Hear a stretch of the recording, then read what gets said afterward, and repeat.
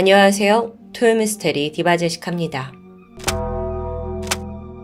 지금 사진 속 이 남성은 중국의 유명한 여행 유튜버, 중국식으로는 여행 왕홍이겠죠. 별명으로 소위 티벳 모험왕 혹은 빙하형으로 불리고 있는데 본명은 왕샹진입니다. 무려 600만 명의 팔로워를 가지고 있어요. 주력 컨텐츠는 당연히 여행인데 특히나 극한 여행 컨텐츠로 큰 인기몰이를 했습니다. 그러던 어느 날 갑자기 왕샹진의 사망 소식이 전해졌고 이후 중국 여론은 아주 떠들썩해졌는데요. 그의 죽음의 순간도 이상했지만 시신이 발견된 이후까지도 이건 모든 게 너무도 미스테리 투성이었기 때문이죠. 일단 그가 어떤 사람인지 좀 알아볼까요? 1990년생인 왕샹진은 스촨성의 작은 시골 마을에서 태어났고 어릴 적부터 자연과 모험을 즐기던 사람입니다. 학창시절에 고향 인근에 있는 모든 산을 등반했을 정도로 특히 산을 즐겼고요. 고등학교 졸업한 후에 2009년 돈을 벌기 위해 고향을 떠나게 되는데 신흥 산업도시로 떠오르던 심천에서 취업에 성공하게 됩니다.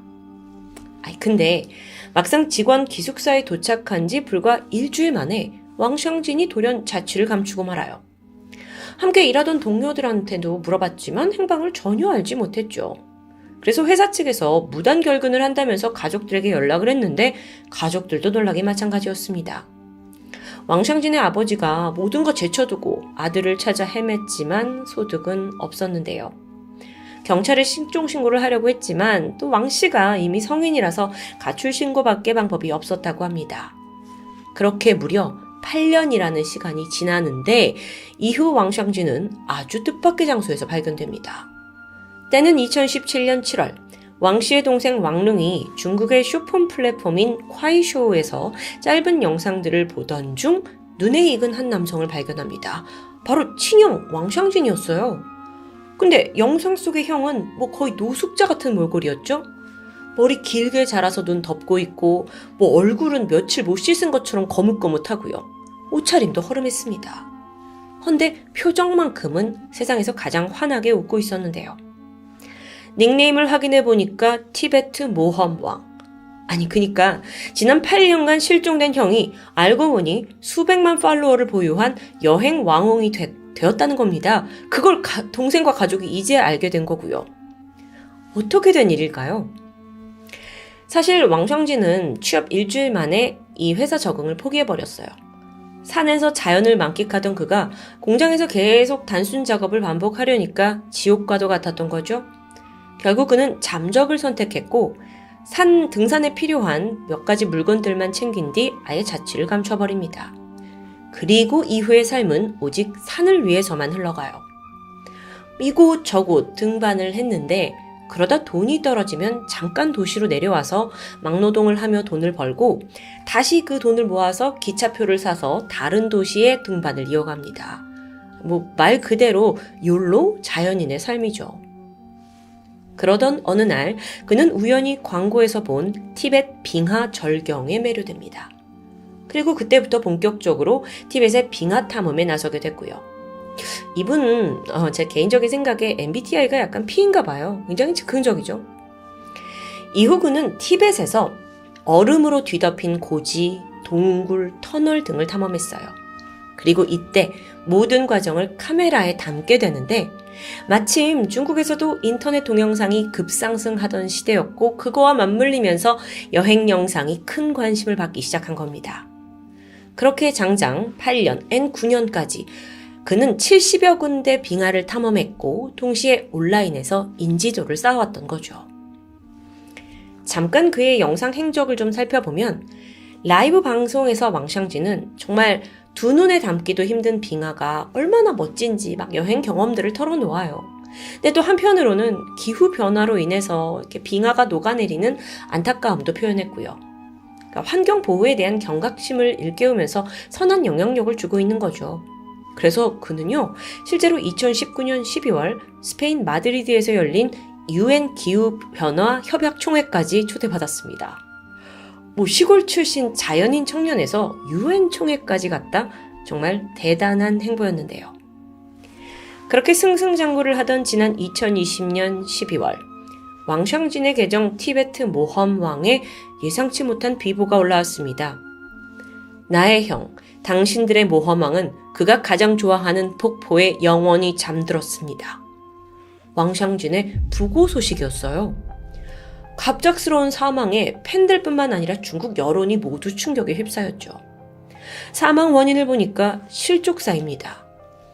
평소처럼 이 티벳의 빙하 폭포를 탐험하던 중에 안타깝게도 발을 헛디뎌서 낭떠러지로 추락했고 시신은 여전히 수색 중이라는데요.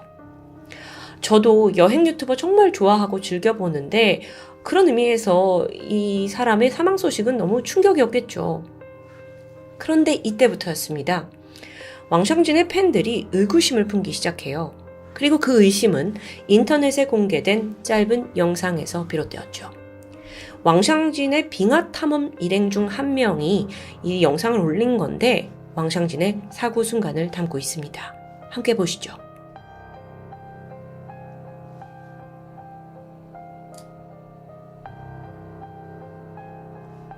되게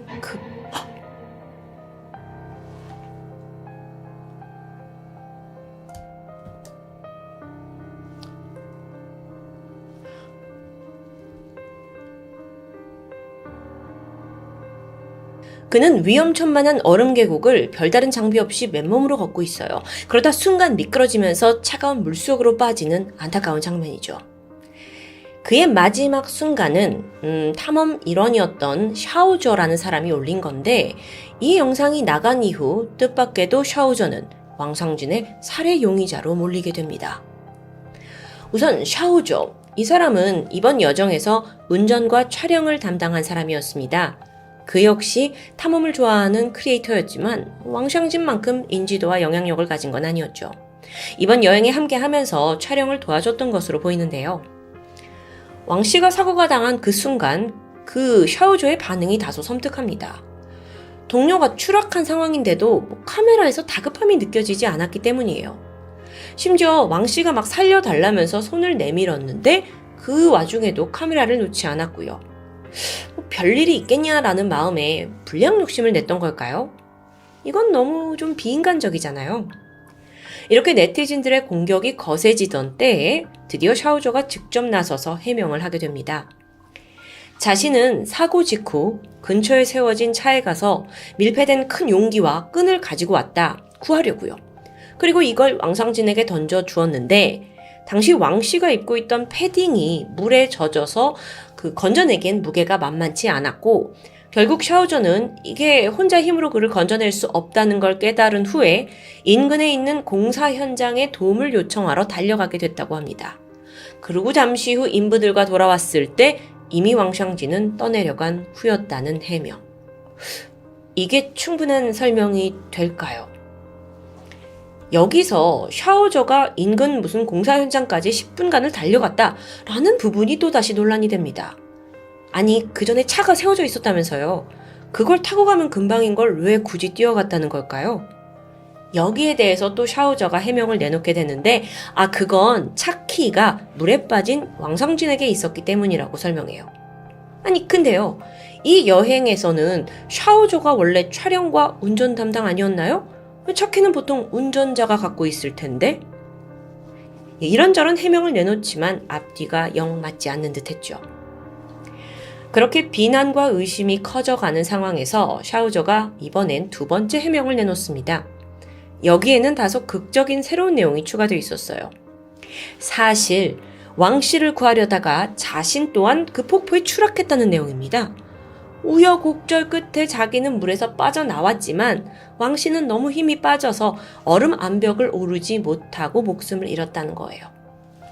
그러면서 왕씨가 패딩이 무겁잖아요. 물을 먹어서. 그래서 이걸 벗으려고 노력했지만 이미 지퍼가 얼어버려서 벗는데 실패했다고 말합니다. 그 사이 빠져나온 샤오저가 삼각대를 주면서 왕씨를 끌어올리려고 했지만 여기서 문득 이러다가 자기도 떨어질 것 같다는 두려움에 삼각대를 놓쳐버리고 말았고 마침 또 그때 왕씨가 차라리 이럴 바엔 인근에 가서 사람들을 불러오라고 지시하면서 샤오저가 뛰었고 이후의 진술은 그전과 동일합니다. 샤오저가 처음에 이런 해명을 내놓지 못한 이유에 대해서 나 자신도 추락했다고 그 사실, 그리고 또 내가 삼각대를 제대로 쥐지 못했다라는 게 좀 부끄러워서 이렇게 감추고 싶었다고 말하는데요. 자, 이렇게 두 번째 해명까지 내놨으니 이건 진실일까요? 일단 죽은 왕샹진의 유가족은 크게 반발했습니다.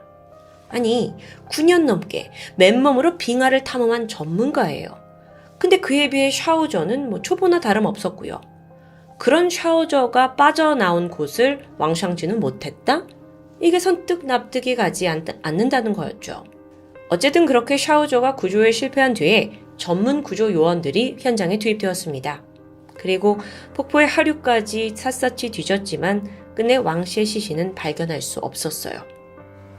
또한 여기서 샤오저가 던져줬다던 그 밀폐된 큰 통, 끈, 삼각대도 나오지 않았습니다.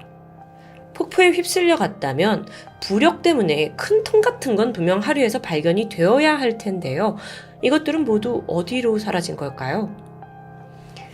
그렇게 모두가 샤오저를 의심의 눈으로 바라볼 때쯤 또 다른 음모론이 일기 시작합니다. 아니, 생각해보세요. 왕씨가 그렇게 위험한 장소에서 애초부터 왜 아슬아슬하게 뛰었냐는 거죠. 뭔가가 따라오고 있었던 걸까요? 위험을 감수한 행동처럼 보이는데요. 근데 여기서 만약 샤오저가 그 이유를 애초부터 제공했더라면요.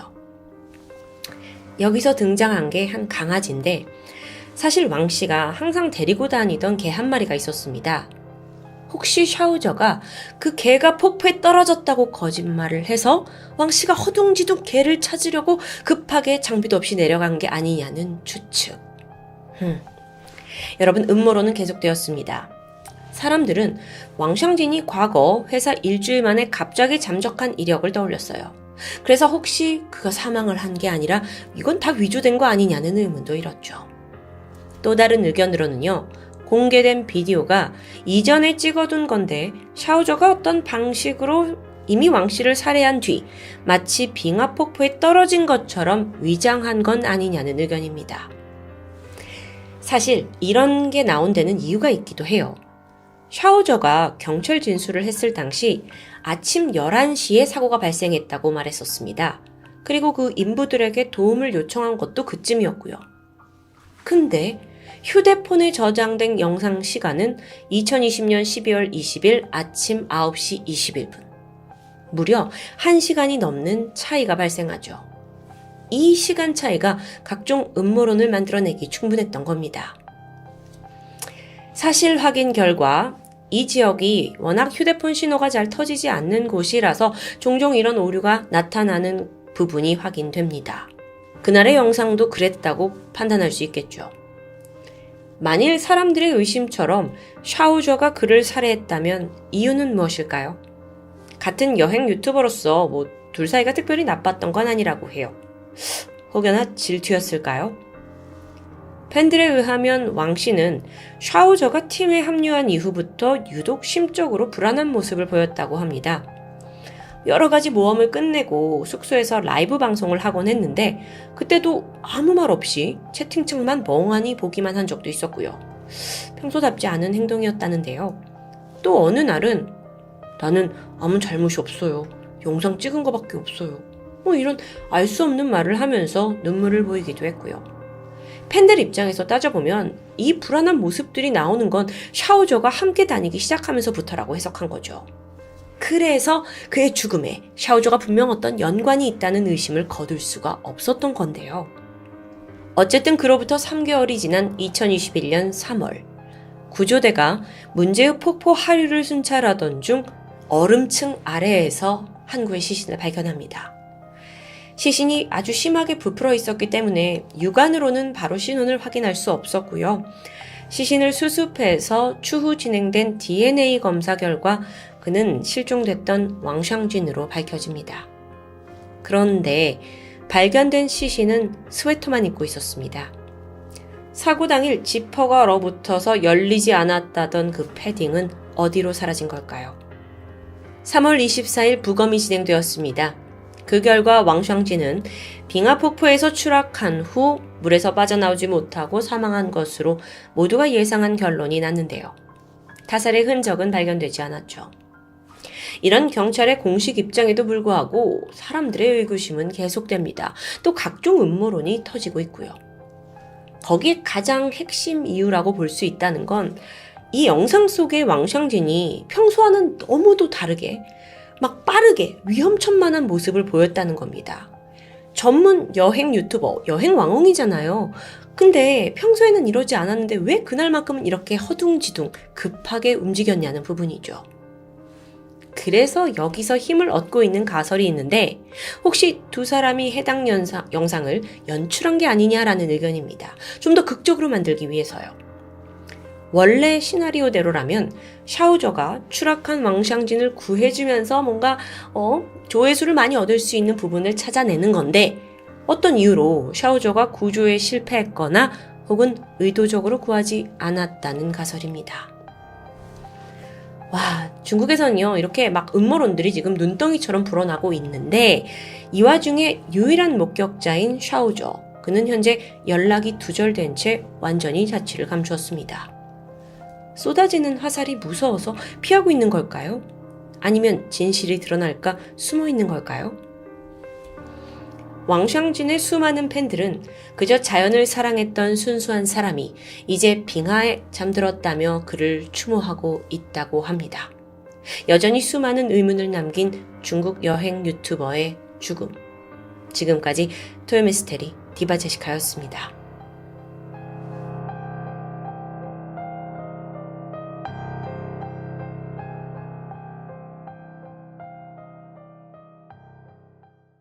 안녕하세요. 토요미스테리 디바 제시카입니다. 얼마 전 뉴스에서 러시아 감옥에 있는 흉악범들이 우크라이나 전쟁에 참여하는 조건으로 사면을 받을 수 있다는 내용을 들은 적이 있습니다. 실제로 푸틴은 민간 용병단체인 바그너 그룹을 통해서 이 죄수들을 모집했고 전장에 보냈는데요. 살아 돌아오면 모든 죄를 사하고 집에 돌려보내주겠다고 약속했었죠. 지난 3월 실제 이런 방식으로 남은 형을 피한 범죄자들이 5,000명 이상입니다. 그리고 이들 중엔 살벌한 살인마도 포함되어 있고요. 특히나 제발 자신도 이 용병이 되게 해달라고 간청하고 있는 러시아 최악의 연쇄살인마가 있습니다. 그의 이름은 미하엘 포프코프. 현재 흑돌고래 교도소에 수감되어 있어요. 여러분 여기가 어딘지 아시죠?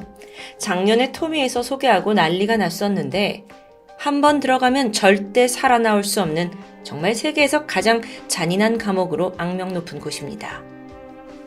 미하엘은 이 교도소에 갇혀 있느니 차라리 전쟁에서 죽는 게 낫다고 했을 정도예요. 한편 이 연쇄살인마 미하엘이 사면을 받을지도 모른다는 소식에 러시아 여론은 두려움에 떨었습니다. 왜냐하면 이 사람은 결코 세상엔 다시 나와선 안 될 아주 위험한 인물이기 때문이에요. 게다가 그의 전 직업을 들으신다면 정말 기가 찰 노릇입니다. 2023년 현재까지 그가 자백한 살인사건만 83건. 그것도 오직 여성 피해자만입니다. 83명. 이건 거의 대량 학살 수준인데 이것마저도 2015년 이후에 감옥에 수감되어 있으면서 찔끔씩 자기가 기억날 때마다 던진 듯이 자백하고 있어요. 그래서 실제 피해자 수는 그 이상으로 추정되고 있죠. 과연 그는 어떤 살인을 저질렀던 걸까요? 시간을 거슬러 올라가서 지난 1998년 10월 29일 시베리아 남동부에 있는 앙가르스크 마을에서 끔찍한 살인사건이 보도됩니다. 20살이던 타티아나와 그녀의 친구 율리아가 지난밤 콘서트를 즐기고 술 한잔 가볍게 한 후에 집으로 귀가하고 있었어요. 그런데 다음날 실신으로 발견된 거죠. 숲 근처에 아무렇게나 방치되어 있었습니다. 그걸 지나가던 양치기가 발견했어요. 근데 그 모습이 참혹하게 그지없었죠. 타티아나 얼굴에는 별다른 상처가 없었지만 뒤통수를 보니 두개골이 훤히 드러나 있었습니다. 기절시키기 위해서 범인이 뒤통수를 세게 가격한 걸로 보여요. 또 몸에는 도끼로 가격된 수많은 흔적들이 보였고요. 친구 율리아 또한 얼굴과 온몸에 수많은 자상이 남아 있습니다.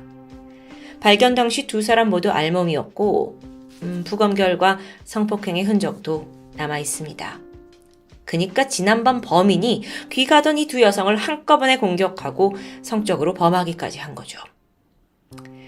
이 살해 사건이 알려진 후 앙가르스크 마을은 숨쿵쿵거리기 시작했습니다. 왜냐하면 사실 이곳에서 이런 식의 살인이 처음이 아니었기 때문이에요. 심지어 6년 전인 1992년부터 유독 수많은 여성들의 시신이 발견되고 있다는데요. 아니 그때 경찰은 전혀 갈피를 잡지 못했고 결국 타티아나와 율리아 사건 또한 미제로 남습니다. 지난 1992년에 그 시신이 처음 발견되었을 때 그때 주민들은 이건 사람의 짓이 아니다, 늑대의 짓이다 라고 생각했다고 해요. 그 이유는 이 시신이 앙가르스크의 깊은 숲속과 공동묘지 같은 곳에서 발견이 되었고 또 너무나 참혹한 형태였기 때문이었죠. 부검을 해보니 시신들에서 수많은 자창, 특히나 도끼 자국이 확인되면서 결국 이게 연쇄살인인 게 밝혀집니다. 문제는 그 사건이 처음 있었던 1992년부터 시간이 쭉 가서 2010년까지 거의 18년 동안 이렇게 유사한 수법으로 사망한 피해 여성이 무려 24명입니다. 1년에 1명 이상 꼴인 거예요. 그렇게 일명 앙가르스크의 악마로 불리던 범인의 수법은 정말 잔혹했습니다.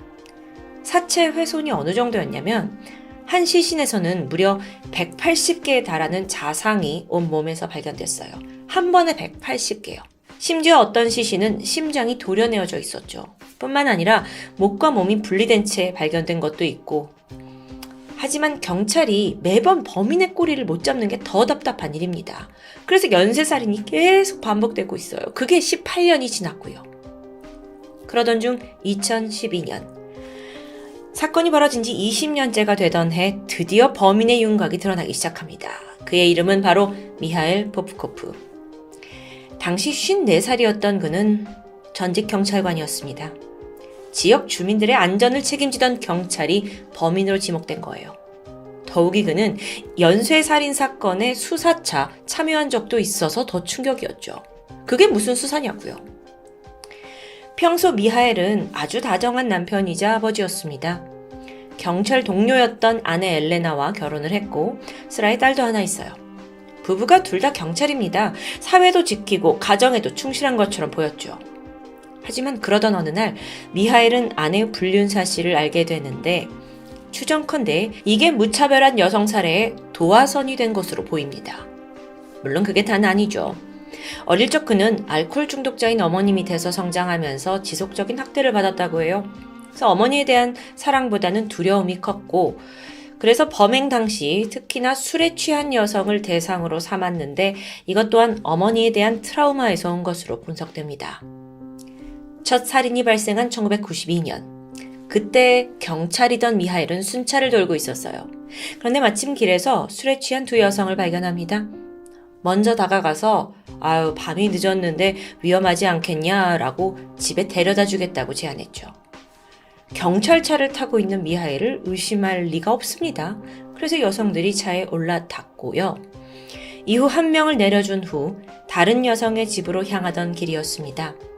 다소 어색한 분위기 속에서 그녀가 소소하게 자신의 남편에 대한 이야기를 꺼냈어요. 최근 남편과 사이가 좀 소원해졌다면서 서운함을 토로했는데 순간 미하엘의 머릿속에 불륜을 저지른 자신의 아내가 오버랩됩니다. 엘레나도 분명 이랬겠지? 이후 그는 잠깐 찾을 물건이 있다면서 차를 세웠고 곧이어 뒷좌석에 있는 병을 집어들더니 그걸로 여성의 머리를 수차례 내리칩니다. 너무도 갑작스러운 공격이었어요. 그녀는 기절했고 이후 분노는 성폭행과 살인으로 분출됩니다. 이게 앞으로 벌어질 길고 긴 연쇄살인 사건의 시작이었죠. 시신이요? 외진 곳에 처리했고 발견될 리 없습니다. 피해 여성은 실종 아니면 자발적인 가출로 처리될 게 뻔해요. 그는 무엇보다도 이 과정을 잘 알고 있는 사람이었으니까요. 오히려 죄책감이 아니라 그는 자신감에 가득 찹니다. 경찰이라는 신분은 살인을 저지르기에 가장 적합한 직업처럼 느껴졌죠. 범행은 계속됩니다. 순찰차를 타고 마을을 돌아다닐 때면 지켜야겠다는 생각? 그것보단 적절한 대상을 찾아야겠다라는 생각뿐이었습니다. 주로 늦은 밤 술집이나 클럽에서 나오는 취한 여성들을 주목하기 시작했고요. 차에 태우는 건 식은죽 먹기예요. 차에만 타면 기습 공격도 쉬웠고 무엇보다 피해자들 모두 무방비 상태였고요. 경찰차니까요. 그렇게 수년째 살인은 계속되었지만 결코 꼬리가 잡히지 않았어요. 왜냐? 혹여라도 증거가 나오잖아요? 그럼 자기가 직접 경찰로서 개입해서 증거를 조작할 수 있는 유리한 상황이기 때문이에요. 그게 이 수사에 큰 혼선을 줬던 거죠. 그러던 1998년 그는 돌연 경찰을 그만두고 석유회사 경비원으로 취직합니다. 부업으로 택시를 몰기도 했고요. 하지만 사직을 했을 당시 경찰 신분증은 잃어버렸다면서 반납을 하지 않아요. 이걸 이용해서 범죄는 계속되었고요. 그러던 1999년입니다. 이번에는 아는 사람마저 살해하게 되는데 바로 자신의 딸을 가르치던 음악 선생님이었죠. 평소 얼굴을 알고 지내던 사이라 그 피해자가 경계를 덜했던 건 아닐까요? 그런데 여기서 정말 가증스러운 건 선생님의 죽음을 알게 된 딸이 너무 슬퍼하면서 장례식을 위해 모금을 하고 있었습니다. 근데 이때 아버지가 선뜻 돈을 주면서 딸을 위로했다고 하는데요. 이후로도 2010년까지 살인은 계속되었어요. 아니 근데 어떻게 그 오랜 시간 동안 단 한 번도 용의자로조차 지목되지 않았는지가 너무 궁금한데요. 아마 전직 경찰이란 직업 때문에 수사망을 좀 더 쉽게 피해갔겠죠. 경찰 봐주기식일 수도 있고요. 그러던 2010년입니다. 한 형사가 이 모든 연쇄살인 사건을 두고 좀 포괄적으로 재검토를 하던 중 결정적인 두 가지 증거를 확보합니다. 그러면서 수사가 급물살을 타게 되죠. 그 첫 번째는 유기 현장 인근에서 공통적으로 바퀴 자국이 발견됐는데 그걸 조사해보니 러시아제 지프 차량의 바퀴 자국이었어요. 이 차량은 당시 러시아에서 경찰차로 사용되던 기종이죠. 두 번째는 피해자들의 몸에서 나온 정액이었습니다. 사건 당시에는 정액만으로는 수사에 진전이 없었는데 추후 과학 수사가 발전했고 또 첫 번째 증거를 통해서 범인이 경찰일 수도 있다라는 의심이 있잖아요. 그래서 이때 현직, 전직 지역 경찰들까지 모두의 DNA를 대대적으로 수집했습니다. 그 수가 무려 3,500명에 달했죠.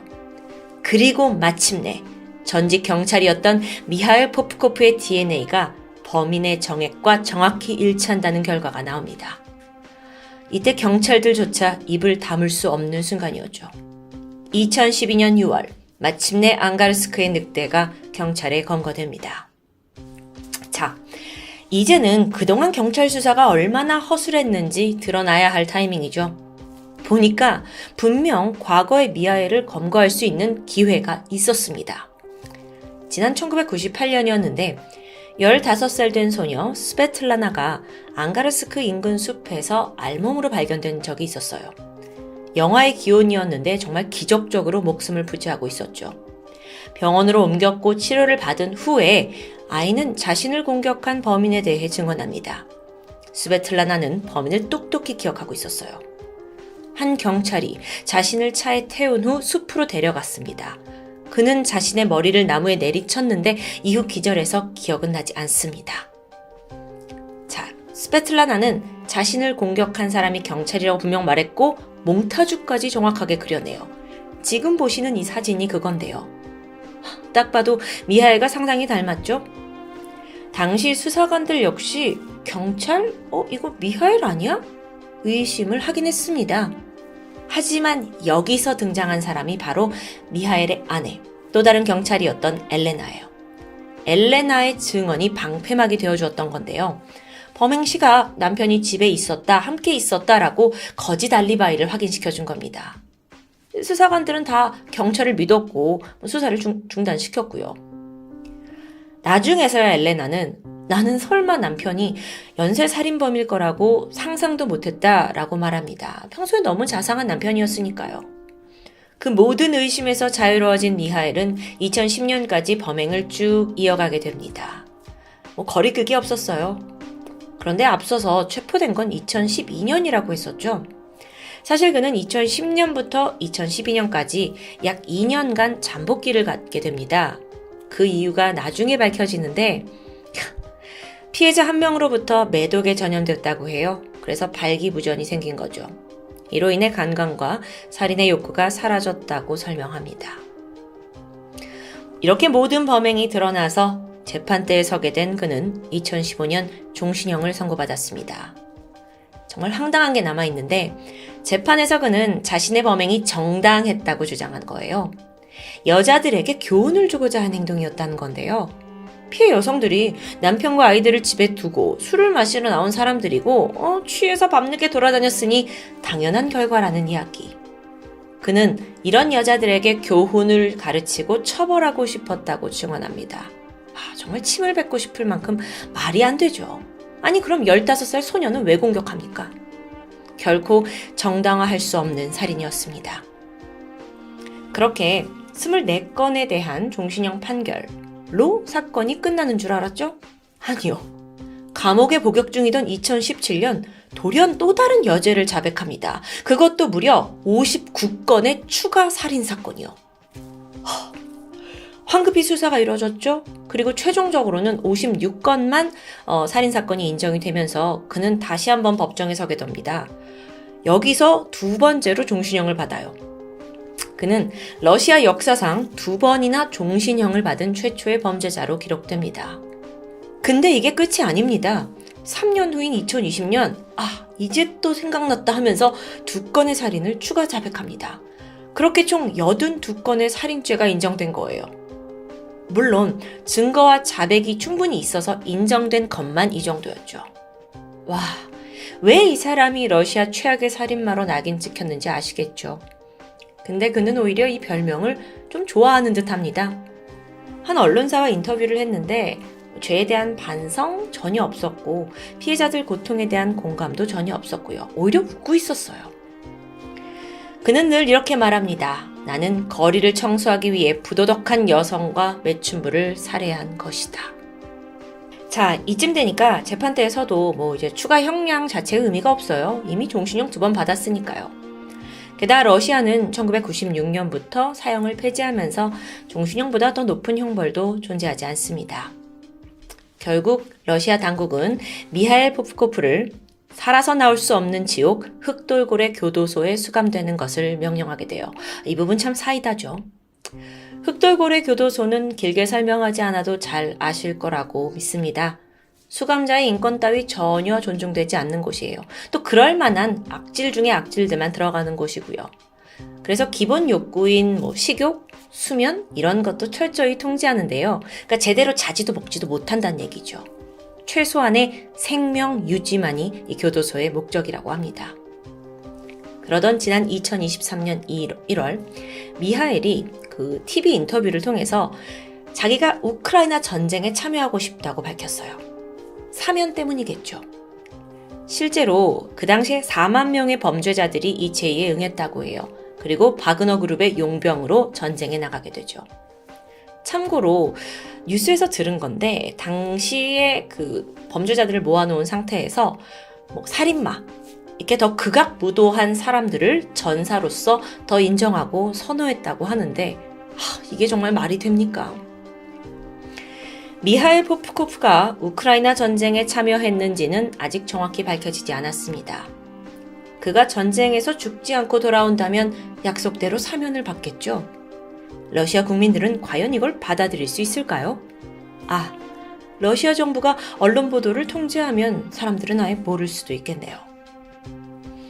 최소 82명의 무고한 목숨을 앗아간 앙가르스크의 연쇄살인마 미하일 포프코프. 범죄에 걸맞는 죄를 받을 줄 알았지만 전쟁 앞에선 정의도 사라져버렸습니다. 한심하고 안타까울 뿐이죠. 인간답지 않은 한 인간에 의해 수많은 여성들이 목숨을 잃은 사건. 그런데 문제는 앞으로도 더 피해자가 생길지 모른다는 겁니다. 지금까지 토요미스테리 디바제시카였습니다.